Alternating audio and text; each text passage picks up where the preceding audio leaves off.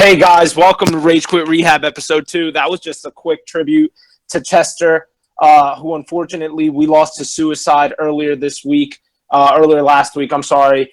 And even if you didn't grow up a Linkin Park fan, everyone's familiar with his music, especially if you grew up in the 90s, as most of our hosts did. So we just wanted to extend our condolences to Linkin Park, the entire Linkin Park fan base, and especially the Bennington family. So, guys, since it's only our second episode, we're going to do a quick reintro to ourselves because we are missing a host from episode 1. So, as the other week, I'm Gabe. I'm going to be the moderator for this episode again. And Manny, would you like to reintroduce yourself? Yes, my name is Manny. Sorry if I sound a bit off because I'm sick. I've been sick this last week, and yeah. I'm Sean, the Funny Man. I am a Twitch streamer. I like to play games and have fun. Derek, go ahead. Damn, Sean, you took my spotlight. Hey guys, I'm Derek. My friends call me El Daddy. I'm the kid from Missouri, and yeah, that's about it. Hey guys, I'm Lewis. Last but not least, obviously, before me and Gabe went to Penn State, we all have pretty unique backgrounds when it comes to video games and when it comes to life in general. We all play different video games, so we give a pretty unique input. I have no idea what the hell Sean meant by he likes to have fun, but I guess we'll find out. Yo, I love having fun, bro. All right, guys. So again, I think we all want to extend our thank yous to everyone who listened to the first episode of Rage Quit Rehab. We consider it a success. Obviously, to other podcasts, what we got as listeners isn't tremendous, but to us, every single listener mattered, and we truly mean that when we say that. We got around 76 listeners on SoundCloud in 2 weeks, and iTunes obviously doesn't release that data. How many listeners you get per se, but we did get 5 or 6 5-star reviews, 1 4-star review. So thank you very much for that. And on your YouTube channel, I think we got about 30 or 40 views on the video, but we didn't even market that well. And lastly, on the Twitter account, I think we just broke 160 followers. So thank you so much to everyone who's supported us in any way. We all want to say thank you for that, but we also want to give a little warning. We are going to review Attack on Titan Season 2 and Game of Thrones, the current season, the first 3 episodes. So spoilers for any fans of those shows or anyone who plans on watching that show, please, or watching any of those shows, please skip the first 10 minutes of the episode because we're going to be talking a bunch about those seasons and giving our opinions on them. So I'm out. Firstly, see you, Sean. Sean hasn't watched Game of Thrones or Attack on Titan, so he's not going to comment on those. So for now, it's just going to be Lewis, Manny, Sean, Derek, and I. So firstly, we're going to talk about Attack on Titan Season 2. Derek and Manny both read the manga, so they know a bit more of what's actually going to happen. Lewis and I do not. We only watch the original Japanese anime. So what are your guys' thoughts on the second season so far? Obviously not revealing anything of what you know is going to happen further along in the series. Starting with Manny. Well, for me, personally, the second season started a bit slow. Like, I had trouble watching the first 3 episodes, but after getting through that, I really, really, really love what they're doing with the anime, because I read the manga up to like the 7th episode of the second season, and like they did a really good job with like transferring from manga to anime. The animation was beautiful. The way they did everything, like the fighting, it was just really good. Like, I really enjoyed season 2, maybe even more than season 1. Yeah, I definitely agree with the animation. I felt like it was tons better. I mean, it should be, since it took them so long to make season 2 in the first place. Something else that I really like I'm a musician, so I pay attention to the music, and I feel that their soundtrack for season 2 was phenomenal. They had really great music. I noticed that they had a little bit of differences when it came to the manga, but other than that, they stay pretty much true to the story. But also, as Manny said, they kind of started off kind of slow a bit.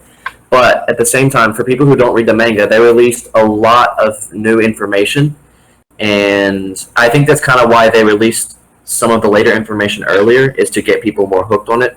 But yeah, the plot is they're definitely going in the right direction with it, I think. Yeah, I really agree. I also like the way they use the music for certain parts of the episodes as well. Like, it added to the effect. For sure. So, do you guys really feel like the animation changed that much from seasons 1 and 2? From season 1 to 2?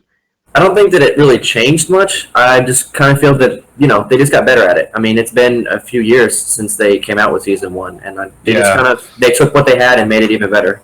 It was just really, really good animation. I started watching Attack on Titan on Derek's recommendation, and we actually didn't watch the first season until last year. So it was good for us. We were actually spoiled because we didn't have to wait that long in between seasons 1 and 2. Yeah. My favorite part about season 2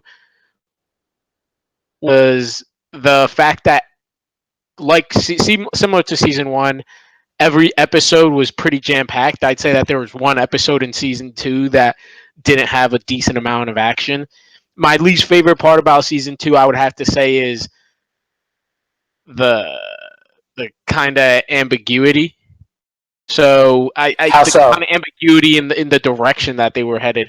I didn't really see in what direction they were headed, and then the last few episodes, how big of a fan I am of the whole Eren being able to control Titans. Because personally, I feel that if that power was inside of him, how come it hadn't come up before? He had been through some pretty traumatic experiences before in the show. Why did it just randomly appear then, conveniently when he needed it? What do you mean? But he's talking about whenever for example, you remember the Titan that with the blonde hair? Yeah, Annie. No, not Annie. Ymir? Not that one. The one that killed his the mom? one that ate his mom. The guy's mom. Yeah, the guy's mom. I forgot his name. Sorry. His mom. Well, he's talking about whenever she appeared. That's when Eren was able to control the Titans to attack her. So that's what he's talking about. And he's saying, I'm just talking about that. It seems like the power to control the Titans came about through some traumatic experience, like some Gohan unlocking his potential type shit. So how come that hadn't come up before? It's not like that was the first traumatic experience that he had been through in the show. How come it conveniently appeared there? I don't know. It's not something that we have to really delve on, but it's just something that I thought was kind of weird and that they didn't really explain. Maybe they'll go on to explain it. Yeah. I definitely enjoyed the mind fuck of Bertholdt being a Titan and Rainer. And Reiner. And Reiner was definitely one of my favorite characters in the show. And to have him become a Titan, I thought was pretty crazy. Yeah, I actually was looking forward to see your guys' reaction to that, because that was one of the big things the manga, like, I guess you could say, spoiled about the anime, and that was like a long time ago in the manga too. So like, I was really looking forward to see your guys' reaction to that one.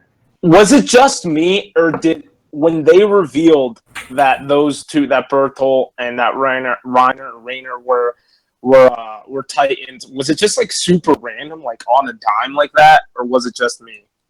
Well, honestly, in the manga, it was kind of like that too. Like, it was just, exactly as they did it. They just kind of threw it out there. But also, I'm sure you noticed that he had some kind of psychological issues along the way. Reiner did. And I feel like they both had psychological issues. Well, Reiner more so than Bertholdt. So I think that because of that, he kind of let it slip. Because you even noticed, like, when they were on the wall talking, he let it slip, and Bertholdt was like, whoa, are we going to do this now? And he was like, yeah. And so I think that kind of. I think in season 2 they definitely did build up to it. I don't think it was super random. I I don't, Manny. I don't know if when you said that um they had both shown signs of it before. I didn't really notice anything prior to season 2. I didn't notice anything in season 1. Yeah. Well, I think that they're going to answer a lot of our questions. Well, since I've already read it, I know what's going to happen. But I think they're going to answer a lot of the questions that people have who don't read it. And so, yeah, I just think we just need to be a little bit patient because they are going to release season 3, supposed to next year, 2018. So. Oh, hopefully that happens. Speaking of seasons, new seasons, we're currently through 3 episodes as of the recording of this podcast. We're recording it on Tuesday night, August the 1st. So we're 3 episodes into this new Game of Thrones season. What are your guys' thoughts so far on the first 3 episodes? Well, my Facebook blew up with the first episode, and I honestly was like, the opening was great. I loved it. Arya's the best, but after that, it was just dialogue, and I was unimpressed. Nothing. I feel like nothing really happened except for talking with episode 1. But season 2 not season 2, episode 2 and episode 3, I definitely gotten my feels about it because they took out 2 of the families that I liked the most, and so You like the Tyrells? Yeah, I like the Tyrells. Yeah, especially Elena. Elena Tyrell was pretty great. She was one of the best characters in the entire series. I agree. She was one of the best characters. I don't know how I felt about the Tyrell family as a whole, though. I know they weren't the greatest, but she was what made that family great. Yeah, I really like Elena a lot. I've always liked the Sands. Oberyn was one of my favorite characters in the entire series. He was a straight badass, and I really like the Sands. So it was unfortunate to see them being taken out like that. Speaking of Oberyn and his family, Ilaria Sand, do you guys know her ethnicity? Like, would you guys be able to guess it? The actresses? Yeah, Indria Varma is her name. She's the mom? No idea. No, she's Oberyn's sister. Sorry, Oberyn's lover. Well, yeah, But she's the mom of the youngest daughter. Okay. Yes, she is. Yes, Indian. How about you guys? She's half Indian, half white. I honestly thought she was half white. That racism. all right, Swiss and Italian, if you want to be specific. What, Italian? Swiss and Italian. Okay. It's not a bad combo. But one thing, sorry to interrupt, Gabe. One thing that one really negative outlook I have on this season is just, I believe that since George R.R. Martin isn't writing this, and because they're trying to end it, the season's becoming pretty predictable.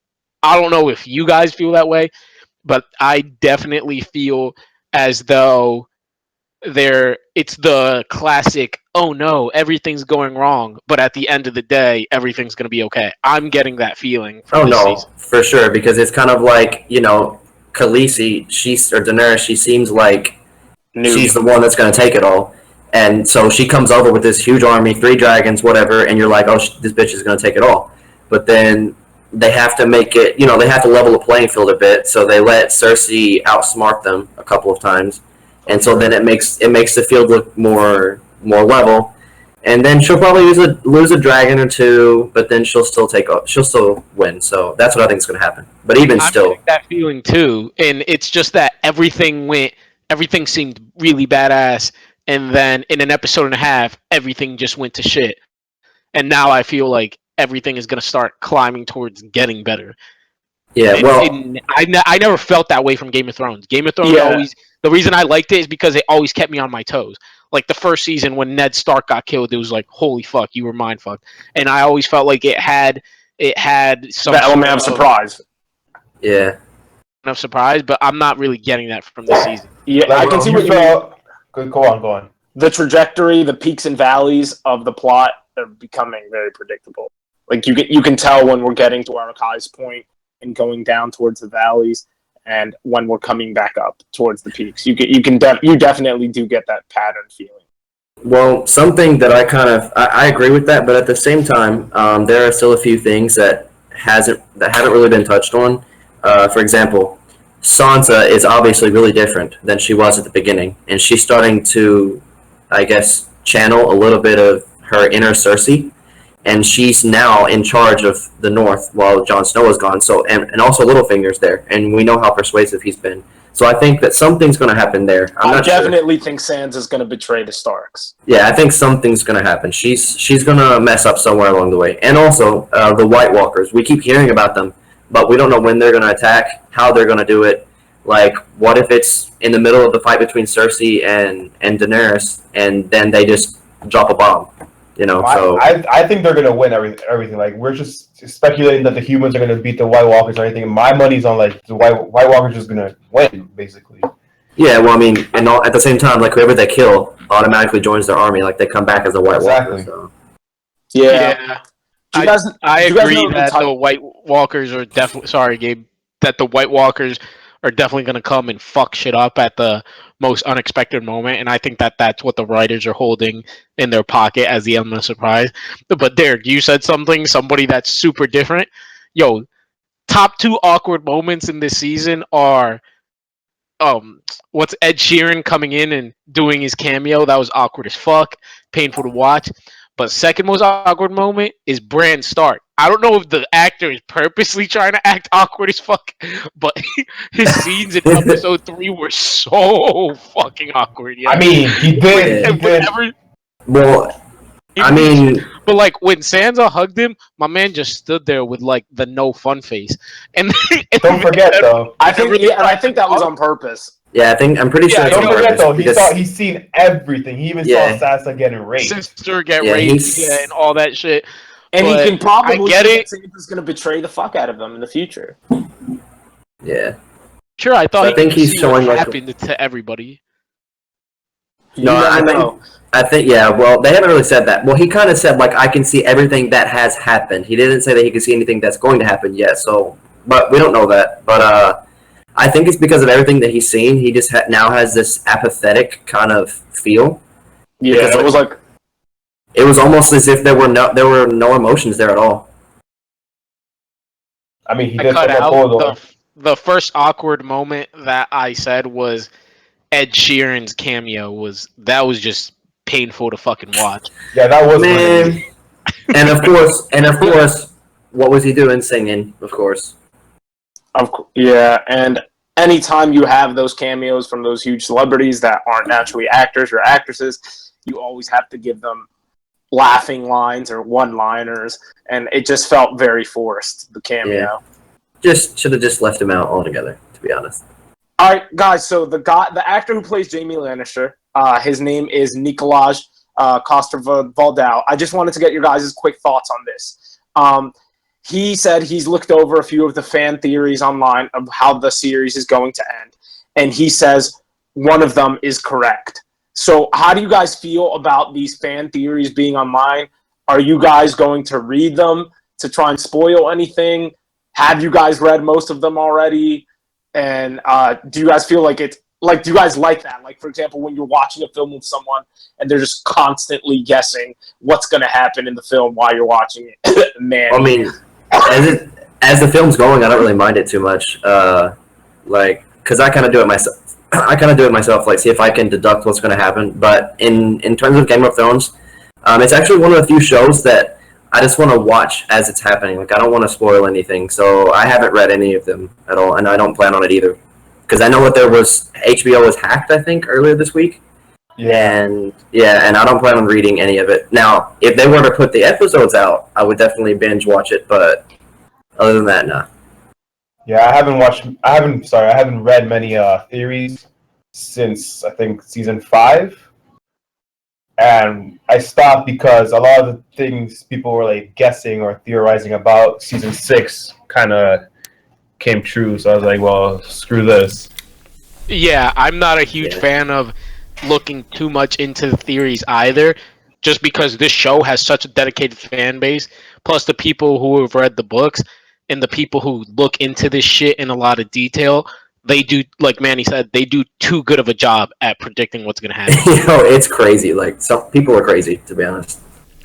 Like I said, your point, Jamie's actor said one of the theories was right. So obviously, people are too dedicated at looking into this shit, and it just makes the show less fun to watch, in my opinion. Yeah. Yeah, so I know you guys were talking about Attack on Titan. Did you know there's a video game? Attack on Titan? Yeah. Yes, I believe it got a 7 out of 10. Yeah, But there's a video also- game. I think it spoils it spoils past season 2. So if you plan on playing it and you want to watch the show first, I would suggest waiting. Well, talking about video games, we did talk about Kingdom Hearts last week, and I know we wanted to bring that up again not last week, but last episode, and I know we wanted to bring it up again.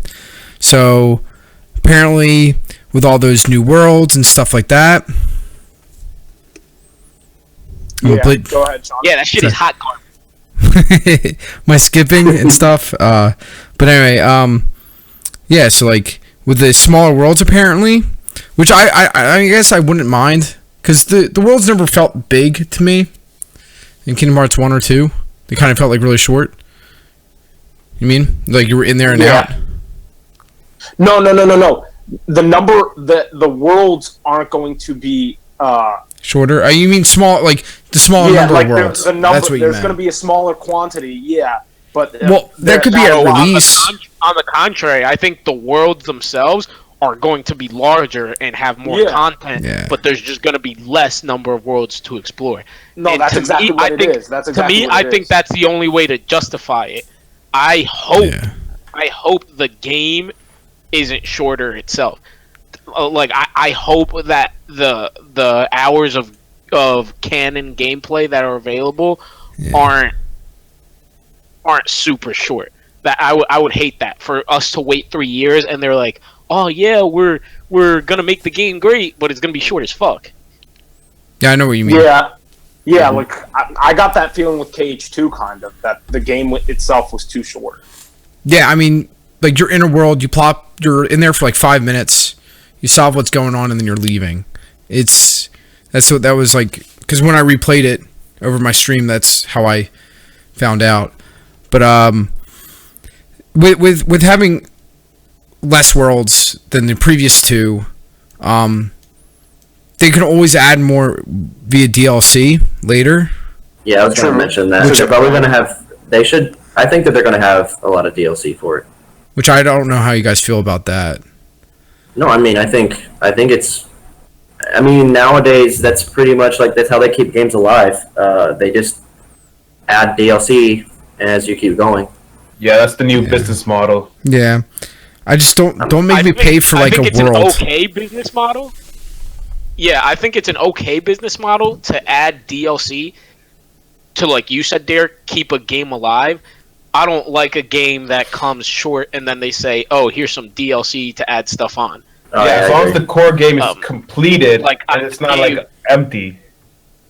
Yeah, it's like what was that game that I bought? Dragon's Quest, I think. Gabe, didn't they do that? What? They made the game pretty short and then just added DLC to make the game longer. I'm not entirely. No, Dragon Age. You mean Dragon Age? I know Dragon Age. Sorry, I Destiny for PS4. I was say Dragon Quest is a very complete game. Dragon Quest is very old. 80 hours long. Yeah. Jeez. I just hype.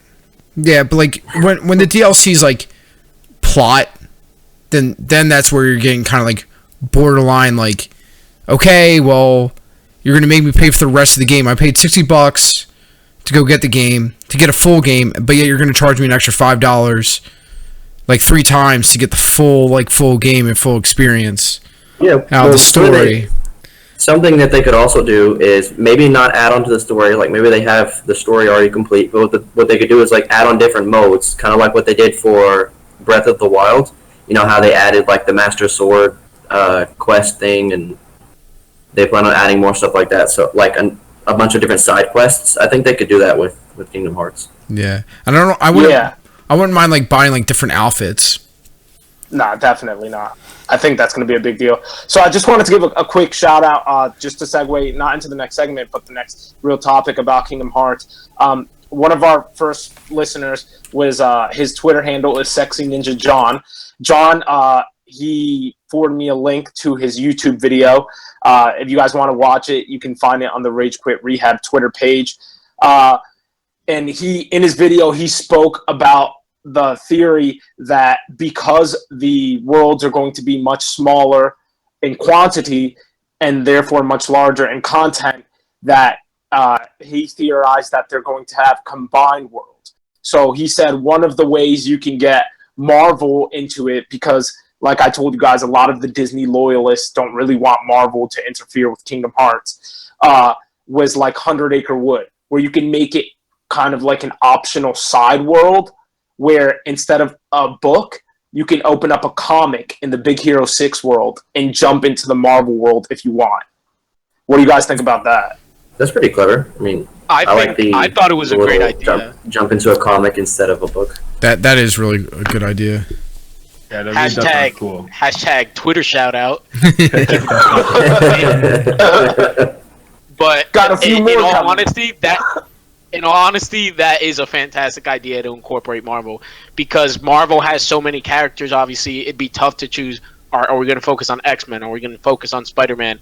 I think being able to just throw a comic in there is a great way to incorporate the Marvel universe. So what do you guys think about that idea in general, the idea of combined worlds? Sort of lends to the fact when I mentioned that they could combine Finding Nemo with Atlantis.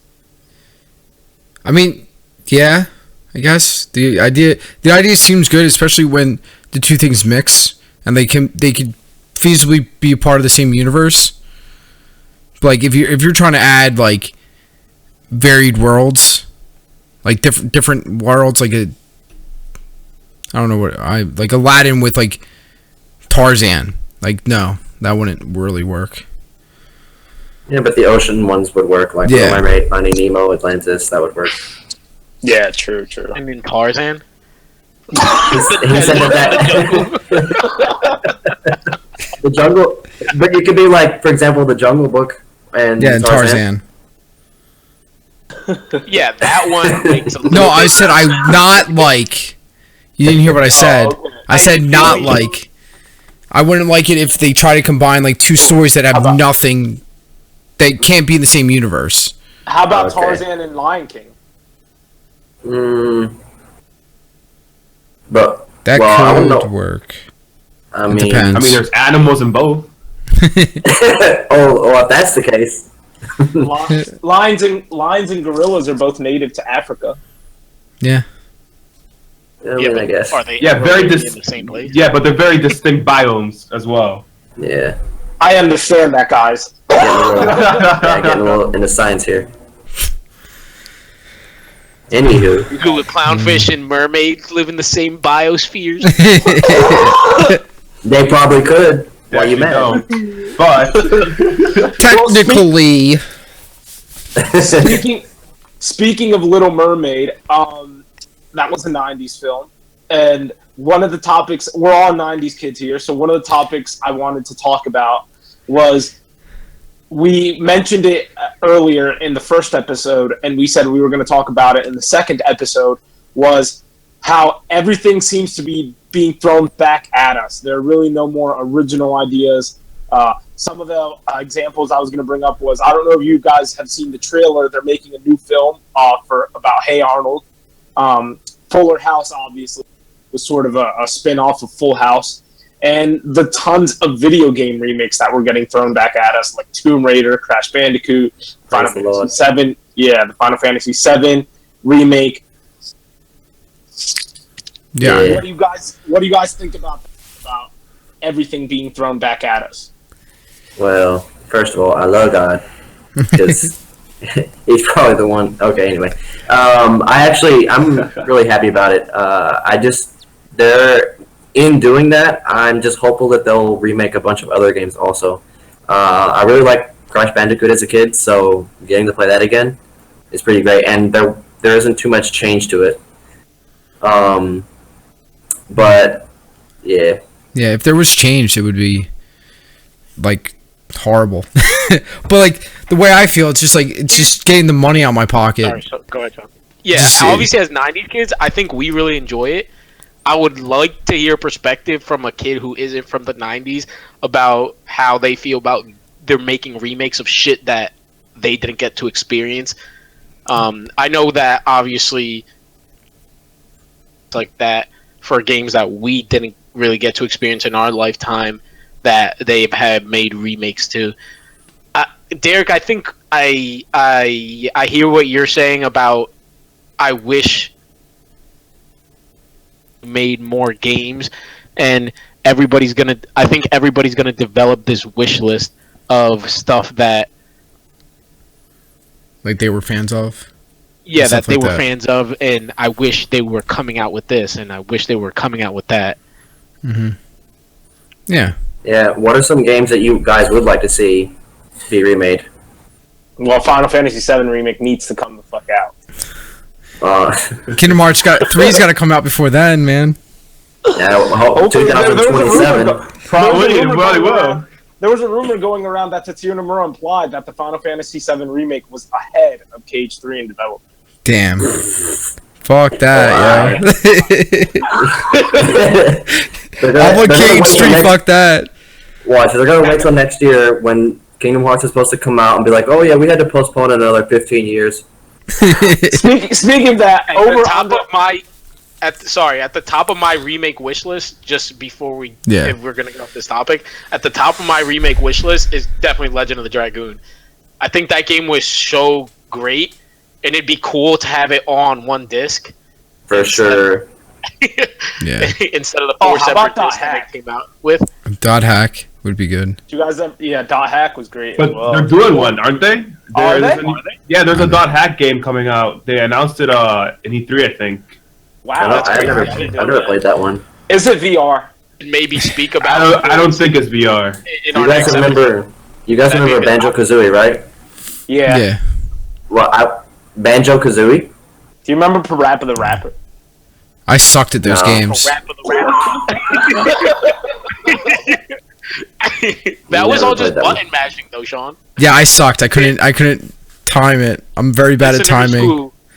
Derek and our listeners who don't know what Parappa the Rapper was, I think it was a PS2 game. It came out originally on the PS2, but it was a dog. And if you remember Paper Mario, it was that type of animation where it was a 2D world, and it was a dog with a beanie. Every level was a music video. He's a DJ. And yeah, I see it. Now. Sorry, but he rapped too. And every level was a music video. Yeah. And it was kind of like a scroll down game. Yeah. Okay. To execute certain things in the music video. And obviously you'd get better if you press the buttons at the right time. So Sean is saying that he sucked at timing. But that game, God knows how it got popular, but I mean, the songs were really catchy. That's probably why. I've been pretty good at those games, like the button combination games. So. Oh, I'm horrible at that. Manny, how about you? What about me? What video game do you want to come out? What game would you like to see remade? I mean... And don't say Parappa the Rapper. I've never heard of that game. Why do you say it like that? Parappa. Lewis, I don't think it's Parappa. I think it ended with A's. I'm almost positive it ended with A's. It's Parappa the Rapper. Parappa the Rapper? Parappa the Rapper. Yeah. So the rapper takes an ER? Yeah. It's Parappa the Rapper. That game was so stupid. I'm not the biggest fan of remakes, so I'm okay with how things are right now. Derek did mention a couple games before we started this podcast. Didn't want to make a man great again, dog? Maybe. I do remember playing Donkey Kong 64 a lot, and I really loved that game as a kid. So why not? But I don't see how it could be a good game as a remake. Looking back to it, maybe. It's just, as a kid, it was fun. I'm not sure it'll be fun now as an adult. I have it on the Wii U. It's pretty. I mean, not the remake, the old one. It's pretty. Is it still fun? Of course, nostalgia. Wait, so you don't I want think another that's what they're Final marketing Fantasy on. IV remake, man? Oh, for sure. Like Speaking of FF4, they know we'll pay for it. Wait, but Sean, there's already like 2 Final Fantasy. That's a joke. I said another one. Oh. I Keep up, wouldn't play it. I wouldn't play it. Yeah, but the game that I want really bad after this Crash series would be Spyro, the original trilogy of Spyro. I thought that they were going to that make one's one in for every- that. It's a rumor. That shit's coming out. It's a rumor that they might do it, So much money there. but they like the Crash sold pretty well, so I think they're gonna go like, yeah, we'll greenlight that for Spyro, and that's what I can't wait for. Yeah, I'm excited for that. So what another old game that we all used to play, not in the 90s, but in the early 2000s, was RuneScape, which is not Derek, but Sean, Manny, Lewis, and I did, and John, but he's not here. We played a shit ton. We played a shit ton of RuneScape, and RuneScape right before our first episode dropped. RuneScape announced that they were going mobile, so it's not a completely separate game, but you will be able to continue your quests or your crafting on your cell phone after you leave your house. So in case you want to go out, take your friend to Wildy and get accidentally jumped and steal his shit. Or die at the wheel because you're paying attention to the game instead of driving. Do that. You can do that on your phone now. Yeah. Morbid ass turn right there, Derek. They're gonna have billboards. Don't play RuneScape. So what are your guys' favorite RuneScape memories? Do I have any? My favorite memory was I never played it, so I was a MapleStory fan. I actually still play it. And that's a good point, Derek. For our fans who don't know what RuneScape is, it was an online game where you would go to an MMO. You would go to RuneScape.com and you would log in. You can make an account. This is how it started. Was when you started, the tutorial was you were put on an island, so you would see all the other kids who were just starting. There was a bunch of different servers that you would choose from, and I know I'm probably going into a little too much detail for the people listening to this podcast, but I just want to make sure that for those people who didn't know what RuneScape was, you get the full experience, or as good as one as I can explain in a few minutes. And then once you finished the tutorial on the island, you were dropped into this world. The players in the world.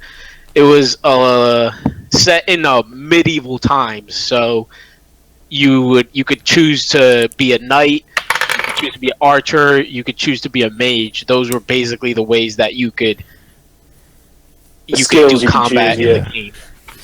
Just combat though. And there was a clicker, all clicking. I was a miner and a smelter. Right. No hashtag no fun. Shit you could do on the side. Yeah, what happened to you? Loving fun. You could do anything in that game. That was really that fun. was the great thing about it. Yeah.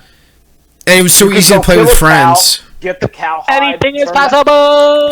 Turn that into a leather plate, and then you could just go mine some trees. You could go cut some trees down and mine some trees.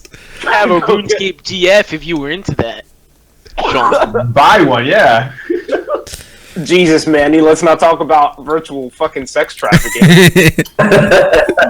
Yo, that shit was real in that game. Yeah, it was. 5 female counts on deck. Little 12-year-old boys buying like girlfriends that are actually like 30-year-old. Man, he is the fat god. So you beat the meat to fucking. I don't know about that, but I actually tried buying one once. Typing Yo, dog, you girlfriend. That is something you do not want to admit. I tried buying RuneScape. Yo, I did it.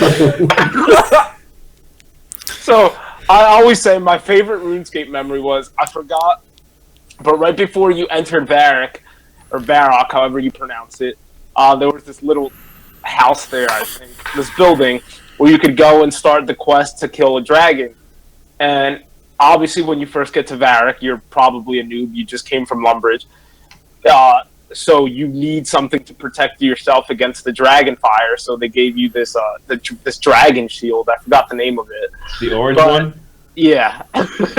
But basically, before RuneScape modernized and ruined everything, you couldn't see the price range of things in the trade screen.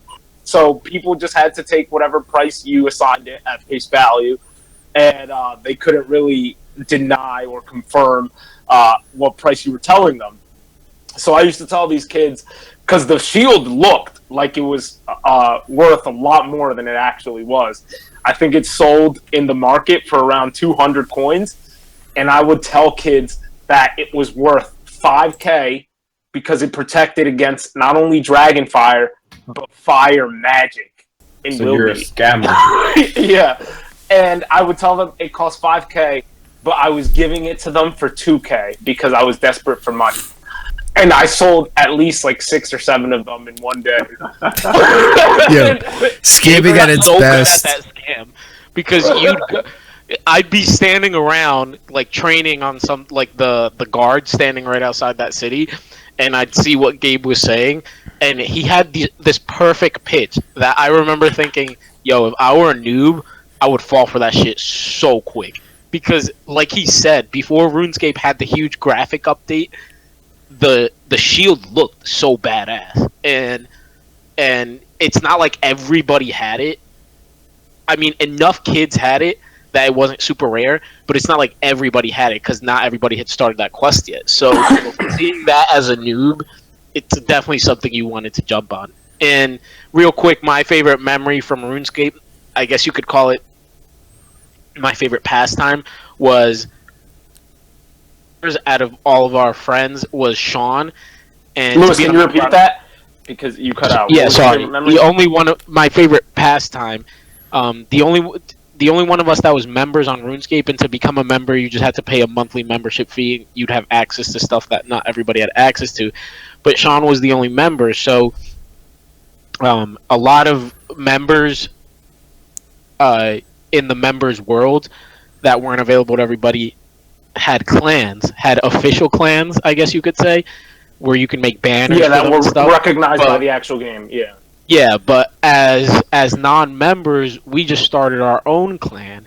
So we would always log on and we would start our own group chats, and we called it the Red Cape Clan. And capes were really easy to get in that game, but us was something that was pretty common, which was a red cape, and then we came up with our own hideout and everything. I know it sounds corny as shit now, but it was something that we took a lot of pride in as middle school. It was the Varric bar basement. Yeah. way to say our government out in public now, Gabe. When's the last time you guys played RuneScape? Something that we took a lot of pride in was just being a part of the clan and having our own group. And one of the things we started was because Sean was really good at mining and smithing, which was making his own armor. We would make armor for noobs, and that's how we recruited kids. We'll give you a full body of armor, and you would go to Lumbridge, yeah, and just give these level 2, level 5 kids free deck of silver bronze armor. Damn, son. No, I think it was iron. The charity. Iron and bronze. Well, I could give iron out, and then it was steel. I made it all the way up to steel, and then after we all stopped, I was trying to get to mithril. Damn, steel? Fucking... Yo, I was level I'm level 56 but with Cole wasn't that smithing. cheap, dog. Yo, I was the fucking Oprah over there. Crafter of the Red Cape Clan. That was my thing. I crafted shit. Gabe was the cook. Sean was the miner and the smither. Started cutting into my crafting game, but I was the plug. Yeah, actually, I think that was probably one of my favorite parts about RuneScape. Like, you could go with your friends, and since you could do anything in that game, like, you could be like, okay, I'm gonna do this, and then you're gonna do this, and you would split up the jobs into like each other, and you create like this little clan, a community, and that was really fun because like we would plan, hey, we'll be in school, we're gonna plan, okay, Manny, you're gonna do this many arrows, I'm gonna do this, I'm gonna smell all this this ore for bars, and like we would just like divide tasks up and like show true teamwork and shit. And we're like in middle school, and we barely do that anymore. Yeah, but one thing before we get off RuneScape, how bad was it? Like, how shitty of a feeling was it getting killed in Wildy? Okay, For those of us that don't know, RuneScape was one of the few online games where you can be in somewhere in the world and there was no fighting between player on player. But then you can go into what they called the wilderness, and we called it Wildy for short. And depending on how deep into the wilderness you went, large the range between you and the people who could attack you was. So if you were in level 1 Wildy, then somebody with a plus or minus 1 from your level could attack you. But if you went deep into Wildy, then people way stronger than you or way weaker than you could attack you. And so if you had clan wars, you would dictate how deep into Wildy you could go, and then it was basically on the honor system when you could start attacking. That was the worst feeling for me in RuneScape, was getting killed in Wildy. It was so fucking tense. I remember when you guys used to make me go to Wildy, and we would go so deep in Wildy, and then I would get killed. I was the only one that would get killed in Wildy. I was the only one, and you wouldn't help. You'd like, fuck you, Sean, go die. I lost everything like 15 times. Oh, dude, Chaos Runes were those... for a non-member. They were exactly. Like you just had to go out and find them however you could. All right. I never did Magic, so I would just give all my Chaos Runes to Gabe.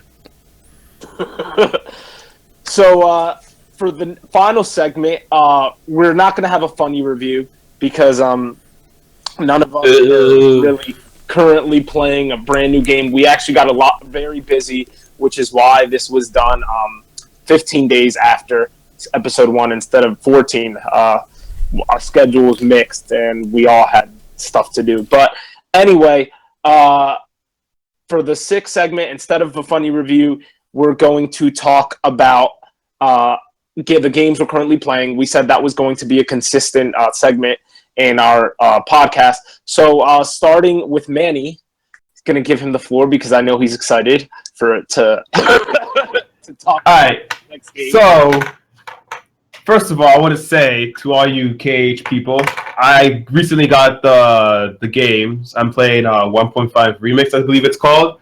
Yeah, I've enjoyed it so far, but I dropped it because recently this MMO I play called Guild Wars 2 recently announced this expansion, and I'm pretty hyped because they're going back to this desert region from the first game. And if you're interested in trying it out, you just have to create a free-to-play account, download the game, and on August 10 and 11, you can try out part of the expansion for free. And if you like it, go ahead. If you don't, you don't. But I'm really, really hyped about this. I can totally tell. Yeah, I can tell. I'm so hyped about this. Man, RuneScape GF's about it. Guild Wars should def pay you, dude. Fuck yeah, excellent marketing. So real quick, just because mine haven't really changed from last week that much, or from 2 weeks ago, sorry. Still playing Soul Silver. Just so everybody knows, he's going to be on that for the next couple of years. So yeah, I think he's reaching his 3rd year already. Podcast. So one of the reasons I actually stopped playing was because Sean and Manny's hypeness about Final Fantasy IV convinced me to go on SNESfun.com. Hashtag best games. Has a huge library of Super Nintendo games that you can play for free. And you can, as long as you start a free profile on their website or even sign in with Google or Facebook, you can save and load files, which is awesome. And I'm playing Final Fantasy IV right now. It definitely seems like it's very Kingdom Hearts-ish. You guys were right. It already seems like a huge light versus dark battle. Mm-hmm. Very well, the main character has that struggle, so yeah. You see that from the opening sequence. Cecil. Cecil. Cecil and his brother Cain, or Kane. I know. I said it like that on purpose. If you guys have ever seen Year One with Jack Black and Michael Cera, No. Kane was the funniest. Kane was the funniest character on that though. I have to watch that. It's so fucking fun. Oh man, it's super, he dropped some funny lines. super blasphemous. So I'm okay with that. It's for the comedy. Yeah. But yeah, getting back on topic. Yeah, I'm currently playing Final Fantasy IV, which is why I stopped playing Souls. But what are you guys playing? I am playing over at my stream, twitch.tv/ShawnyFunnyman. Shameless plug, yo! Shameless plug. I'm playing Birth by Sleep. I just started Terra's Story, which I've beaten. So it's the first before. one? Yeah, the first playthrough, basically. No. Like, are you doing it in the order Nomura Yeah. Okay. So I'm on the first part, and I'm gonna beat it before Gabe ever beats the whole entire game. So. Probably. God, I'm really like ADHD with these games. Lewis and Derek, how about you guys? What games we're playing? No. Well, mine hasn't really changed too much. I still play Smash in my free time, and hoping they have a release on Switch, like I said last time. Well, I actually am helping a friend play through the Final Fantasy XII remake. I actually played that back when it was out on PS2, but I forgot most of it. But they did add some new mechanics. They redid the class system, which I think made it a lot easier. And also a lot more unique, because you can basically make anyone whatever class you want, which I think is pretty cool. And also they have this new speed up option, where you basically, I don't know how fast, if it's 2 times or 3 times as fast, but it makes moving around a lot easier. It also makes grinding a lot easier too. And so if you liked the Final Fantasy XII game back then, I definitely recommend getting the remake. And it's only like $50, so. Would you say that it's a better version than the original? Like, if somebody didn't really like the original, would they like it with the improvements?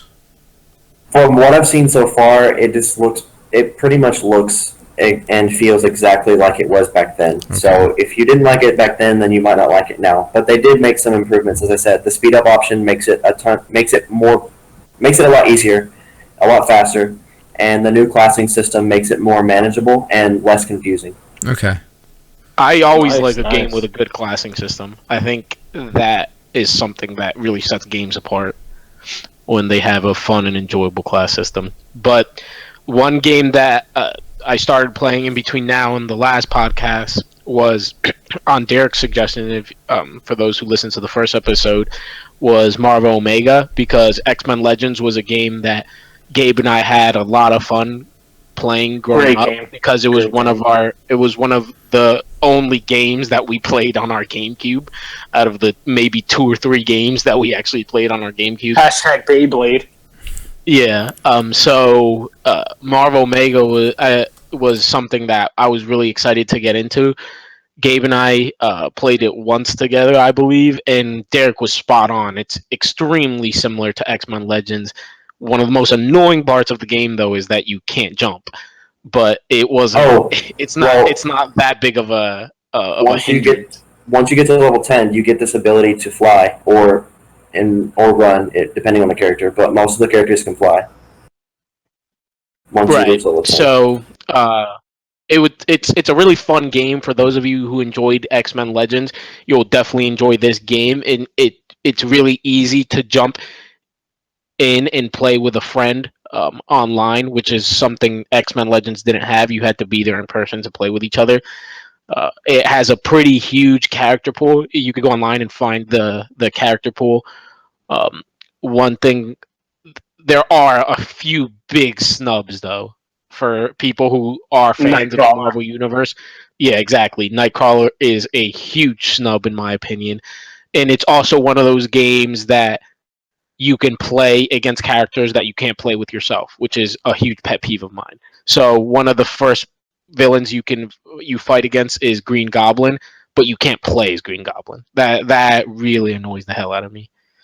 And if I remember correctly, X-Men Legends actually had that too. Yeah, a lot of times they did. Yeah. One quick thing I actually wanted to mention about Kingdom Hearts. Sorry to retract. That I wanted to ask your guys' opinion on. Tetsuya Nomura revealed that I believe just like in KH2, KH3's first playable world will be Twilight Town. So people are trying to wonder if it's a tutorial world or if you're going to play in a Twilight Town of the past. So specifically, I know Derek and Manny, you guys don't know very well, but Sean, what are your thoughts on that? On Twilight being the first playable world? I mean, I really don't care. As long as the game comes out, man. I don't care where they say. You can put me in Atlantica or whatever, like Under the Sea world, like with that theme. Oh, man. And the swimming mechanic, you can put me in there as the first world. I wouldn't give a shit. That long ass question for him to say, I don't care. Right. Well, no, it's like it shouldn't matter where we start. But like I guess because people didn't really like the two's intro. Yeah, so I think that people just made a big deal about where it's starting because it reveals something about the game. Yeah, I really don't care. Yeah, true. Just give me the game and then I'll give you my thoughts. Yeah, seriously. I was gonna ask you that. Write that down and send it to Tetsuya Nomura right now. So over under 50% chance that the game gets delayed. Under. I think they hyped it way too much to like delay it anymore. I feel like at this point I'd say under a 50% chance. I'd say the chance of it getting delayed right now is probably around 30. Yeah. But I'd definitely say it's under 50%.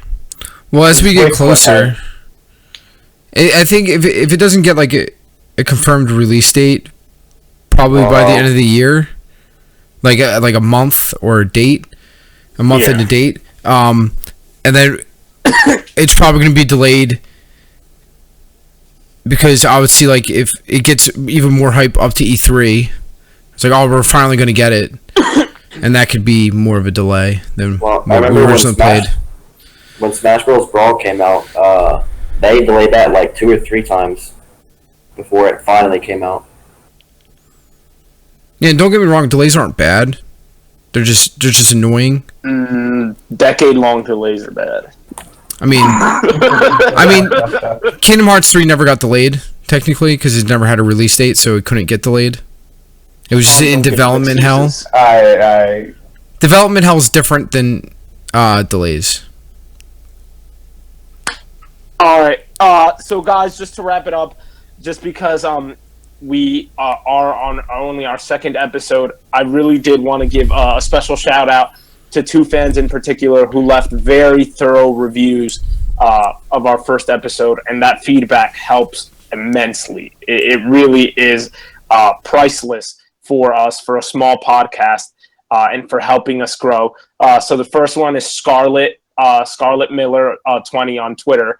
Thank you so much, because she not only sent us a personal review via our direct messages, but she also was one of the reviews on iTunes as well. We really can't thank you enough for your feedback. Sorry we didn't get the music into this episode. We were still talking it over. And the other one is huge Kingdom Hearts fan. She actually got semi-Twitter famous. She had her 15 minutes of fame on there because she had a very funny tweet where she set up a ritual of items, including a life-size Keyblade, for her ritual to summon KH3. Angela Mendoza. She's A_Mendoza with a 3 for the E and a 0 for the O on Twitter. Thank you so much for your review as well. It was very thorough and very helpful. And guys, that's it. We're going to wrap it up for episode 2. Thank you again for listening. If you lasted the entire time. And as a special treat for the listeners on iTunes and SoundCloud of the audio only, I decided to do this. Ryan Key, the lead singer of Yellow Card, covered Shadow of the Day, Linkin Park Shadow of the Day, at a bar in Brooklyn. And I found it as a really touching tribute and a really touching song for Chester. And I'm going to put that as the ending. And remember to follow our Twitter, rage_quit_rehab. And please follow us on iTunes, and remember to rate, subscribe, and if you like it, I don't want to force you. If you like it, review. Comment, and subscribe on YouTube. Pretty active on Twitter. I'm going to be annoying the crap out of you guys. Even if you don't listen, I'll probably find you if you use the Cage3 hashtag and tell you to listen to our he annoys us, so we already know. Yeah. So, yeah, guys. That much, you might as well, And guys, we know. Our audio is pretty low budget. But we're working on it. It's a startup. We're working on that. We're working on that. It's a startup. Guarantee you, as soon as we get some good audio quality, we're gonna start throwing in some animation sound effect type shit like the air horns. Bam, bam, bam, bam. Panty droppers, we won't man. have to make our own air horn sound anymore. Hashtag ratchet query.